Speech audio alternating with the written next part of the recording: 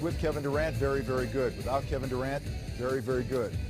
That was the case once again. We've seen them rip off 14 straight wins with KD out with injury. And tonight against the Blazers, a 2-0 lead in the 1-8 matchup in the Western Conference. 110-81. As we welcome you to Game Time, getting close to the news conferences from Oracle. We'll get to those momentarily with Mo Williams and Danny Granger. I'm Vince Cellini.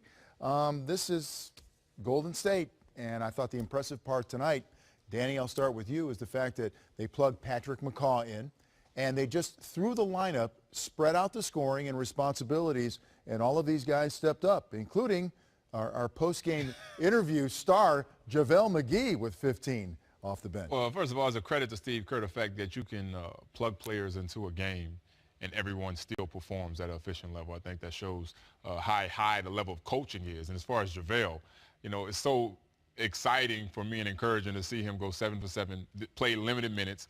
But he had a great game, you know, and I always look forward to what he will say in a post-game interview.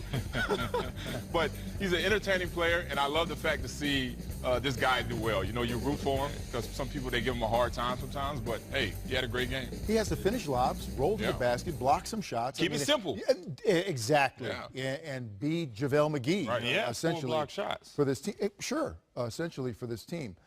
Meanwhile, so much was on the shoulders of Lillard and McCollum in the first game, even coming up short, 75 points in that matchup, but 23 in this one tonight. So, look, this is Golden State, and they're awfully tough at home and awfully tough really anywhere.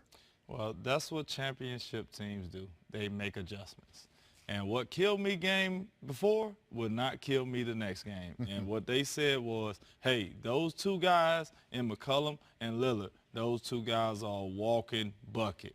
We have to have all our emphasis on defense toward those two guys. And as you can see from the result, you get 9 for 34, 9 turnovers. 9 turnovers. That's a key one. Goodness. You know, so they gotta step it up going to game 3 at home. Yep, 38-5 now is Golden State at home, and also 8 straight wins over Portland dating back to last season. Guys, I have some highlights if you'd like to. Let's do it. Like to see them. A lot of Golden State highlights. I'm sure. Probably. Let's watch them together. Steph Curry calmly. There go my boy right there. Dame back in Oakland. My boy. Without Kevin Durant because of the calf injury for Game 2. Steph going deep into the bag. The golden child. Do you understand how tough that 3 is to make consistently? Iguodala to Klay Thompson. So quick out of his hand. 20-11, Golden State. Steph Curry, give me that. Steph on a defensive end. Watch the pass, though. JaVale, I got you. Anybody tell me what's going on? Be JaVale McGee. That's it. Catch and dunk. But what's going on, like, in the back? Anybody can see that? Well, that's. I'm the only one can see that. You know what? I don't know. I'm going to leave that one alone. I'll leave that one alone. I don't know.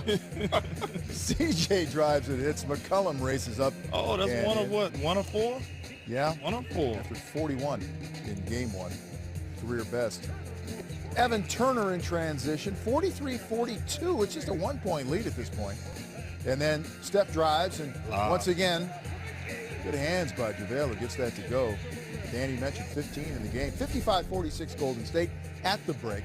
Warriors then pulling away. I'm assuming second half doesn't much change. Okay. The score just got wider and wider. That's about it. And off the miss, Steph Curry rebounding, pushing. Might want to get up on him. Ooh. Because he will shoot. And he will hit. How do you guard that? You can't. It changes the geometry of the game. Mama loving it. Oh, no, sir. Dame Lillard blocked by Klay, and on the other end. What you gonna do? Okay. Klay. One more. Oh, that's a bucket. Oh, 3-ball. You like the defense here? I love it. That's good. I love it. Oh, Klay went and got that. No. Oh. Andre Iguodala now a little icing on the cake. Always nice to have a small forward that can guard and play the point. Yep. Yeah, that's Iguodala. That's good look. Like, those guys are pretty good. 10 rebounds, 6 assists, 6 points in the game. And as it is, Mo Harkless was the leading scorer for the Portland Trail Blazers in this one, as they are now in an 0-2 hole, and they head back home for Game 3. Where do you start with this one? I mean, the good news for Portland was the battle to get into postseason, but you knew this could very well happen because you're facing number 1. I mean, The odds are against All right, thanks. We'll be right back. Oh, no. The odds are against them. I mean, it's going to be tough. I mean, it's going to be tough.